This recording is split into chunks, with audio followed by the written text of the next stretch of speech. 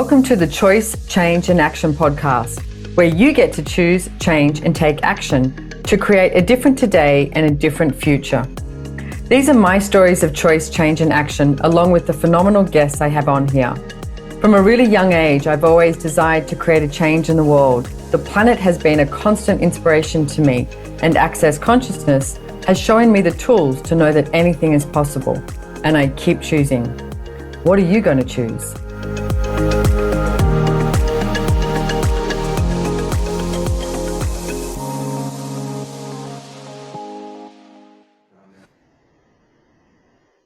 That's it, ladies and gentlemen, we're live. So welcome. I'm Simone, Milasas, your host. Welcome to the Choice, Change and Action podcast. And today I have the lovely Christopher Hughes. Welcome, Chris. Thank you. It's always a delight to be on your podcast. Now, if you're listening to this on Spotify, etc., I highly recommend that you whip on over to YouTube and also check that out, because we've filmed it and we are in the cognac room at the castle in Italy, Casa Borgoni, which we are both part owners of.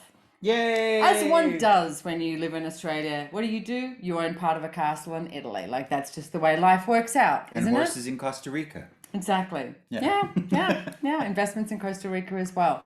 So we're in the cognac room today. We're filming this during Joy Business Facilitator training, which, if you don't know, I wrote a book called Joy of Business. It's translated into, I think, 16 languages. There are Joy of Business facilitators all over the world, and they're absolutely fantastic. I implore you to go and find a Joy Business facilitator and go to a class, attend a Business Done Different class, and they are amazing. They will get down and dirty with you in your business and unravel a lot of stuff that's actually holding you back. Because most of the time, you find what's holding you back is this insane point of view that you have, right? So we are going to unlock, hopefully, one of the insane points of view that I see so many people have about themselves and about being in business today. But I did want to say we have a live audience. Hi, live audience. Hi, live audience. Say hello, everyone. Hello. So wow. is this going to be like when they film sitcoms and there's a laugh track and people applaud at certain points? Yeah. Yes. Left ear means clapping. Right ear means laugh. Okay, they're good. So we have Miss Francesca Fantini, the Worldwide Coordinator of Access Consciousness. We have David Kubis sitting across from me, he is our international lawyer and one of the most creative people I know when it comes to manipulating different situations in business. I'll leave it at that. And I have Miss Paula Peralta and Miss Wesley, Mr. Wesley Pullen. And they work with me. They are wonderful people in my conglomeration of idiots. We call ourselves a conglomeration of idiots, not a team, because we're all idiots heading in the same direction. So that's who we have live in the room. They're actually all Joy Business facilitators as well. So you can find them all on accessjoybusiness.com and also on the Access Consciousness website. So we are drinking champagne in the room here. Actually, you really do need to get over to YouTube if you're listening. So cheers, everybody. Listen to this. There you go. We have to drink. Because a long time ago, I lived in Austria. And one of the things when you cheers, and if you don't actually take a sip, when you cheers, they would say to me, only pigs drink alone. And I was like, so now when I cheers, I'm always like, I must sip, and also that rule of like looking at people in the eyes, otherwise you have no sex. So looking at you, shit, let's do it again. I didn't look at you in the eyes. And I like sex. I want it meaningful though. I want it deep, meaningful eye contact, okay?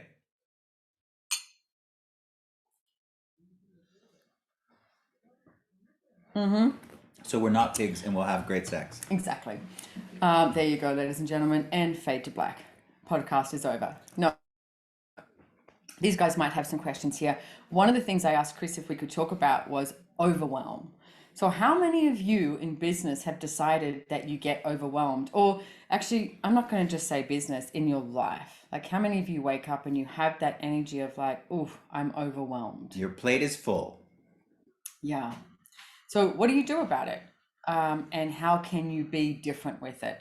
So do you want to start talking about this? Because I know that, I mean, it's funny. You start talking about how I inspire you and Gary Douglas, but I love the way you sort of opened that up. Well, there's actually quite a few stories that I could relate to this topic because I remember actually sort of a sidebar tangent story. Mm-hmm. A few months ago, I was working with a project on another business that we are both shareholders in. And I said, hey, can you contribute your energy to this? Oh, yeah. And you said, I don't know, my cup is full. Yeah. And the instant you said that, you went, no, wait, my cup just got bigger. Yeah. And it was as easy as that for you of choosing to go, hang on, I'm not going to do overwhelm, even though all the signs are pointing to I have the justification to say I'm overwhelmed with everything I'm working on right now, but you didn't. And that's part of what I was talking about this morning at we're here, as Simone said, at the Joy of Business Facilitator training at the Castle. And I just presented a small section of that on sales and marketing, which as a facilitator, that's something I love to talk about. And I was talking about you and Gary Douglas, the founder of Access Consciousness, and how no matter what you've got going on, no matter how busy you are always available for everyone, and you never say you're too busy, and will always add more to your life, to your businesses, more projects, new enterprises, whatever it looks like. And that to me is so inspiring. And for years, that's the muscle I've been asking to develop more and more and have more of. Mm-hmm. And I do get, I'm pretty good at it, but there's still sometimes these places where I'll go, if I start building too much in this interest, in this Right. company over here, this one that is also one of my primary revenue streams might suffer. Yeah. And there is another possibility. And I know that's true. Well, okay, so a couple of things I want to add to this, because as you talk about it, it's interesting for me. What pops up is that I remember that day when you said, can you help me with this? And when I said my cup was full, but instead of like, I went, oh, let's go bigger cup. Let's go bigger world. Let's go this. Okay, so it's still got the same amount of stuff in there, but I just created this bigger cup, like this bigger space that I could function from. I'm going to, sorry to cut you off, but I want to add one thing to this for everyone out there watching or listening. I wasn't asking you to do anything. No. I was just asking for you to put your energy and feed energetically this project so that you just had it in your awareness and were present with it. Mm-hmm. It wasn't like, hey, I need you to call these people or do anything. And that's actually a really big piece of this, of not going to like the doing that you have to do. And oh God, there's so much stuff we can talk about here. It's almost overwhelming. But one of the things I want to say is like you're mentioning about like all these different projects, etc. I'm going to admit something here. I find it easier to add projects and businesses. Like I'll start a new business, I'll start a new project.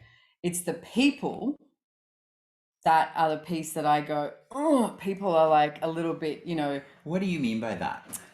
People and the crap that they choose and how they make things significant, and they've got to talk about shit all the time, and they've got to share, and they've got to blah, blah, blah.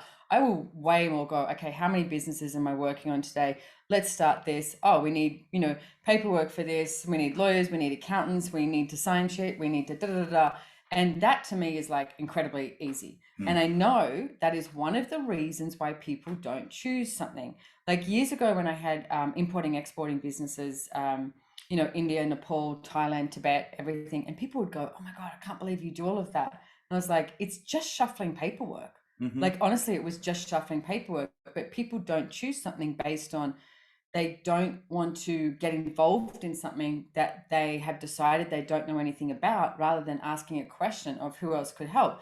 Like to me, I was like, get a good customs agent. You know, that was my number one step, do that. And it's like, how do I deal with that? Like I was looking at this the other day with real estate. I own, I think, a decent amount of real estate now. And so far, yeah. And looking for more. And in one day there was like, I think every, you know, real estate that I owned, something was up with the house. It was like, you know, there's black mold on this one. This one's leaking. This one's doing this, you know, and it was like, this one's about to overflow. We've got floods. It was like, and I just went, okay, who can deal with all of this? And each house I have someone that I employ that is sort of like manages what this looks like. And I get, there's a lot of times people won't choose something based on they think it's too much work, and then they won't choose it and employ others to contribute based on all their reasons and justifications of, money, etc. But truly, if you're going to keep expanding your life and expand your wealth, you need to also include others in the choices that you make and empower them. Like, I'm overseas at the moment, and there's still stuff that's going on with, especially one of my houses at the moment. The people, the tenants. I'm like, oh my god, talk about being fussy, and that's okay. I like to get stuff fixed and I like to get stuff done, but also empowering the person that I have managing that to go, hey, you know what to choose. Go for it. Choose it. Yep, pay that bill. Get that handyman in. Do that. So wait, I've got a question then. Okay. Because one of the things you said a little while ago was it was the people that you found difficult to work with. But now you're saying implementing or like getting all these people Okay. to handle things. So what's the difference? What do you mean? No, I mean when people want to come and chat. Oh, and it's just like shooting the breeze. Yeah, it's like that is so boring to me. But here's what I want to say. I think we all have this ability, and I have it really well. And if you know me, you'll know this. When I'm sitting at a table, a room, anywhere like that, there's an energy that I can project out that is, if you come sit near me, don't talk about bullshit. It's like, let's create, let's have possibilities, or let's choose something greater. But I'm not here to chit chat. Like, I'm not someone who rings up and goes, hey, how was your weekend? Right. What are you up to today? It's like, that is so boring to me. So that piece is the two people-y. When I'm like, can we create? Like, if we're going to hang out, let's create. And it's funny because every single person in this room would know exactly what I'm talking about. And they're all incredibly creative people. And I receive so much from them as they receive from me. Like, you and I have been friends for years. But we're not we have been friends for like 15 years. But the number of times we would call just to like catch up and see how your weekend was, it doesn't really occur. Every time we talk, it's short, concise, sweet, and always creative. Or it might be a funny story. Oh my God, guess what happened on the weekend? Like, you serious? You did that? Chris, you're naughty. You bought that? Yeah. That's actually pretty true. Frenchie, did you have a question? Not yet. Okay. Not sorry, yet. I thought you did. Thank you. Yeah. But can we just test the studio audience?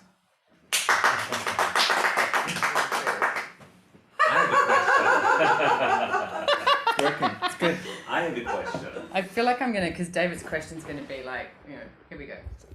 I would like how do you deal with these people who are demanding and make their issue the most important? Those are the ones who actually put me into this, oh, I'm overwhelmed, because they ping you on every channel, every app possible, Signal, Telegram, WhatsApp, phone call, because they need something handled, and sometimes it's just not the time. So how do you deal with those demanding people who put you under this stress level? I'm actually one of those demanding people. Oh, and you can't see that, ladies and gentlemen. David just mouthed, I know. So let's talk to both sides of that, okay? Because one of the definitions, or one of the way people would describe me, is being demanding. And to me, I just don't slow down and I don't stop. And just because somebody else thinks that they cannot handle something or move as fast as what I know they can, I won't stop asking them. I don't demand anything of anyone else that I wouldn't demand of myself. So I see a lot of people who go, oh, I'm being demanding, so I better slow down. And I'm like, I'm sorry, fuck that. It's like, you either like, come on, let's play, or go away. Like, for me, the demand in my world is to create something greater here on planet Earth. I mean, someone once described coming to work with me is like having a fire hose delivered at them, and it doesn't slow down. One day you just go, oh, fire hose is easy to deal with, and with all the different projects and everything going on, and the ideas and the extrapolation and all of that. So there's that piece. Yeah. And then can I just talk about the other side of it first? Like, the other side is being aware and present for those people and everything they're directing at you, like all of their projections, all of their expectations, the intensity of that demand, and not making it significant. That doesn't mean you're dismissing it and going, no, I'm not handling this. This isn't important. But for those of you who have been coming along to Access Consciousness classes for a while. The How to Become Money workbook was the first book that was created, if I'm correct. Yeah, it is. And there's the most beautiful description of allowance in the beginning of that book. And it talks about being the rock in the stream, where all of these energies and intensities come at you. And instead of resisting them, well, there's two options. You can resist them or you can make them right. You just allow them to flow around you. They come at you with all their bluster and force, and what we want to do is go, stop. And that energy that we're putting into the resistance actually makes it slap harder. And so I'm just going to add one more. I know you're going to have another question, but also ask, like, if that person's peeing in all these different threads, etc., what is it they require? Like, the people I work with are very used to, if I have information, I'm good. But if I'm lacking information, I'm like, whoa, where's everything at? So a lot of the times now they'll be like, hey, this email was sent, this is done, dun, dun, dun, dun, dun. And then I just go, oh, I relax because I have the information. So my first question would be, is if someone is demanding like that, instead of, as you say, like reacting and resisting to the energy of demand and like putting this like force field up to stop it, it's like, what if you asked a question, what does this person actually really require right now? I just want to, before you come back, moving the mic around, everyone. There's one more aspect with that I would love to talk about. And I remember years and years and years ago, like over a decade, I was at a 7-day event with Access Consciousness in Costa Rica with you. And you said to me, what if you... I always get horrible. What story is he about to tell? Oh, there's some stories. You asked me if I was a sort of a regional coordinator for Korea, where I was living at the time. And I had all these other business and things going on. And I went, oh, well, how do you do that? How do you have all of these multiple things going on? And isn't that going to limit your other jobs and businesses if you're spread too thin and divided too far? And what Simone showed me was, no, you can have and be all of it. All you need to do is keep your energy in all of those things in all of those places. Like if you have someone demanding something of you, quite often what they're demanding is for your energy to be back in whatever it is that's being created. I like the way when he gave any description of demanding, his thumb went towards me. You said you were demanding. I was just like, come on. I love that you're demanding. You being demanding has taught me so much. So you as an incredible demanding person. Gary Douglas being the other incredibly demanding person. I'm not sure who wins that Oscar.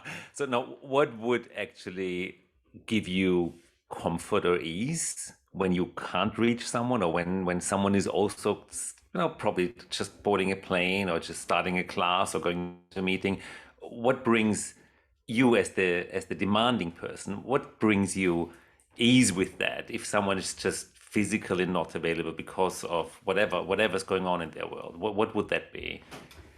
Okay, so that's where me being demanding is different, because usually it's about information that I require. So I'll ask someone, but sometimes we've got threads that we have that have more people in it. So I know someone's usually awake and someone will give that to me. But then the other piece I would do is go, oh, is this actually required now? And then there's a relaxation in my demand. So there's so many different things that we're working on all the time. So I would also put my attention and ask the question. One of the questions I ask daily, and I ask a lot throughout the day, is, where is my energy required right now? So that is what I will ask. So I don't want to sort of give that, that demanding person a bad name, or that it's right or wrong, because it's not. Like at one point, I said to Gary Douglas, the founder of Access, I was describing all the plants in my house. And I said, they're very demanding. And he said, and I said, they don't stop. Like they always talk to me, like, they don't always require a drink on the same day. It's like, they're all different. And I said, they're demanding. And he said, no, they're not demanding. They just don't stop.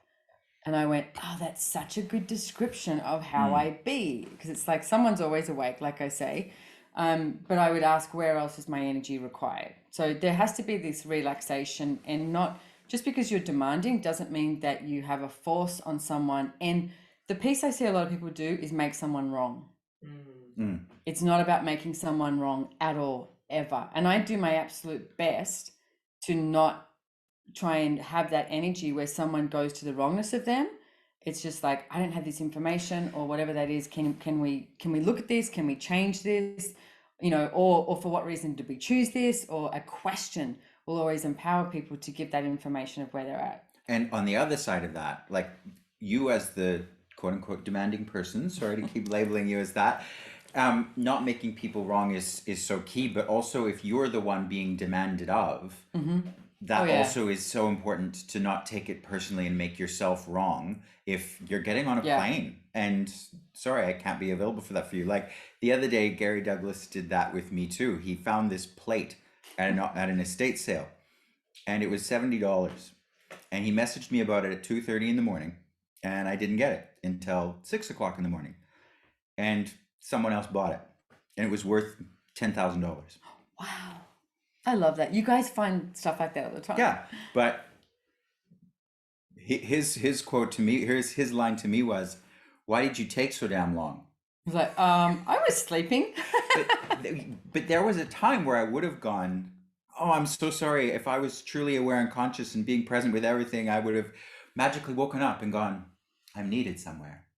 So would you have previously, now this is actually a really key piece, because would you previously have also gone to the wrongness of you, and then then the wrongness of him for being a jerk. Right. And then so all that does is create separation.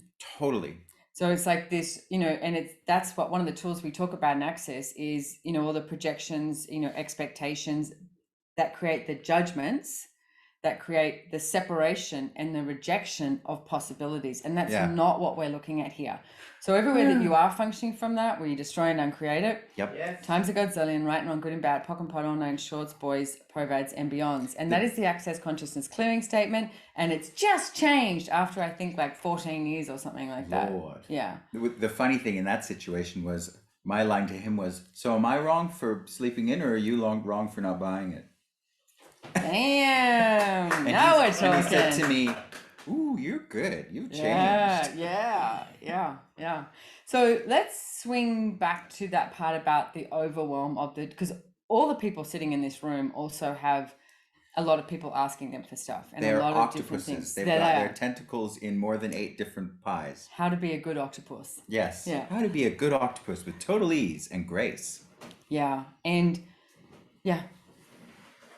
Octopus number 1, Francesca Fiorentini. I'm an octopus. Hi, everyone. You know, one of the things I notice as well is like how much people love the fact that they can tell that they are busy. So, oh, I'm busy, I can't take care of this. I'm busy, I can't text you, I can call you, I can't. When actually, Totally. isn't it true? It's not true. When people address to me, oh, I can't text you because you are too busy. I'm like, no, please text me so I will see you. I might not, you know, actually you make me a favor because that you take you ping my attention. But when they told me I'm busy, I'm like, am I? I'm like, no.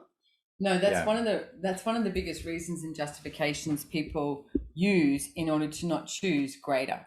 And people do that to me all the time. Oh, I didn't ring you or didn't text you. I didn't send you this because you're busy. And I'm like, no, but the reason I am busy is because I'm creating something different in the world and I would like to have the information. So and it's absolute bullshit that people do that. That's just like trying to prove something that doesn't exist. And part of the new Access Consciousness Clearing Statement that we just ran is a lot about what are you avoiding and defending. So it's like if you go to, oh, I'm busy and I'm overwhelmed, what are you avoiding and defending by choosing overwhelm?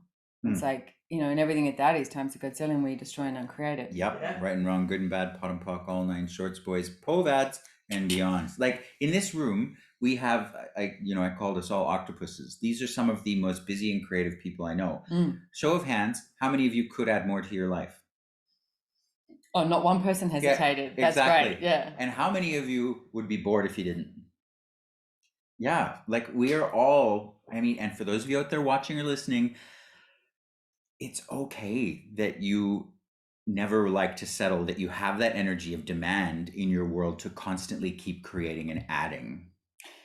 And also speaking to the flip side of that, You don't have to always want to add something to your life. It's totally okay to open a bottle of wine and watch a Netflix series as well. The whole series? The whole series. The whole bottle? Like finish Netflix.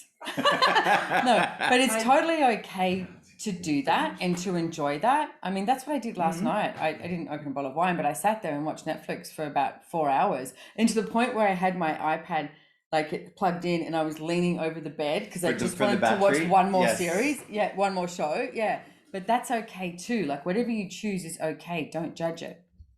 David Kubis? Yeah. That's one of the most difficult situations for me, to actually relax while when I know someone else is waiting for me to get back on something, and I know there is no completion. Business is an ongoing. It always goes on. So waiting for the completion is. I know it's insane. And how do you truly relax when you know there's so much going on and you still choose to watch Netflix instead of working off your to-do list? Well, the first thing I think is really key to getting with that is nothing's ever finished. So if you function from I've got to tick everything off, and then so much like you mentioned before about being busy, it's like this proof of doing rather than what can I be today? Because you always, I mean, all of us, we always have a zillion things going on. So it's recognizing the energy of the moment and going, what is required right now? Like Gary, I was on the phone to him yesterday, and we've got this facilitator training here, and then he asked me about something, and I said, look, to be honest with you, I'm pretty far behind on catching up on a lot of different things. And he went, good. He said, because you don't have to kill yourself like to get everything done. And I went, yeah. And it's like, I love it. Everyone has a big, just relaxing sigh of relief. Yeah. But years ago, I wouldn't have even been able to say that to him. I would have had to have proved. You have to defend yes. why you hadn't gotten everything done. Yep. Or just doing. I would have started doing something and being exhausted. Where's this our tech guy? And he's the one talking about the mic. Seriously? Well, I wasn't going to say much, but just say almost pretend that everything's okay. Yeah, rather than acknowledging, it's like, I required just to lie in bed and be on my own and watch Netflix. That's totally okay. And the thing too with that is, at what point we're right now we'll have a Netflix advertisement. Yeah. And here's our top 10. At what point do you stop and actually allow yourself to receive from all of these different projects and businesses, rather than being the servant and slave to them that constantly has to do and give rather than receive? Oh yeah, nice. Okay, so everywhere that you haven't been willing to receive from every choice you make with ease, joy, and glory, will you destroy and uncreate it? Yep. Right and wrong, good and bad, pot and pock, all 9 shorts, boys, povads and beyond. I would like to share a different side here, because I've worked with you now for a while. And when I first started working with you, it was Simone. Yes, they can't see me. And you do come into threads and you're like, where's this, where's that, and where that? And I used to go into the overwhelm and start immediately. I have to do all these things right now. And then I did learn that you just required the information. And that's as simple as it was. Well, actually, a great example is I have a Business Done Different class coming up soon, which I think this podcast is released before then. It's on the 28th of April. And I asked in a thread, have we sent an email out, or is there an email? And then you said, oh, I'm putting one together with Mel. Great, I have the information. And then this morning, I was so inspired by everything that's going on that I went, I'm going to make this video. So then I was able to go, hey, Wes, could you use this? Not as an answer, not as a conclusion, but when I know where somebody is functioning from, then maybe I create something or contribute something that can be added to create something greater. And what if that is one of the biggest lies that we've ever brought, that overwhelm, the proof of doing, all those expectations and projections is going to create something greater, rather than asking the question each day of where is my energy required and what contribution can I be for all? Yeah. Because so often what that is actually moving the energy of something, not making anyone wrong for what hasn't occurred. Yep. Like a little flick, flick, flick, flick, like that mover energy. Like you were talking about the plants in your house or on your garden. How many people during the pandemic became plant dads and moms? We all did it. We all brought lots of plants home. And that's the tool that I often use to explain people this energy or facilitate it. All of the different things going on in your life, all the different businesses are like the plants in your garden, and you stroll through it every morning, every day, and go, what do you require? What do you require? What's going with you? You want to move? You want more sun? And sometimes when you're tapping into the energy of something that you're creating, like a project that Wes, you might be involved in, you get this hit of this, and this can be added for it to grow into being more. And you come in with this energy of creation and demand of let's move. And people have a choice to be a part of that creation or go, what am I doing wrong? And just to add another piece on that, when like working with you is such a gift in my life, by the way. But not me. Okay, now it's personal. Now here we go. What about me? Okay, I'm fired. You guys are overwhelming me. No, but when I noticed my irritation in my world with, say, for example, you being demanding, or you, I realized my irritation and my overwhelm with that was my unwillingness to be that in my world, and be that demanding of me, and be that demanding in my own projects. Yep. Yeah. I can talk to that till the cows come home, because Simone and I have been business partners and friends in so many different projects over the years, and every time she pissed me off, it was usually based on this energy of demand and something that I wasn't willing to choose for myself. Like, she was willing to go bigger with a creation than I was, and that's the part that actually annoyed me. That's our girl. That's me. So, did you have something else? Because I think we're, okay. Beautiful So, conversation. okay. Thank you. And yes, thank you so much, Christopher, for being here. And thank you, Francesca, David, Paula, and Wes for being here too. And thank you, Cognac Room and the Castle, because it's like so freaking amazing to be here. And one more time. Yay! And if you can't see us, like I said, you're listening on Spotify or one of those platforms. Go check it out on YouTube as well, and please start, subscribing, follow, do all that stuff. I'm incredibly grateful. Yeah, tell your friends, your family, your foe, everyone. And if you can, come to the Business Done Different class that's starting really soon. I don't know if this podcast makes it. I don't know. Anyway, whatever. Thank you so much for being here, Christopher. Where can people find you? If they would like to find me, you can find me on Instagram with the handle ismyhairtoobig, 2, or my website, mrchristopherhughes.com. There you go, ladies and gentlemen. Mwah. Thank you. Ciao. And Fade to black.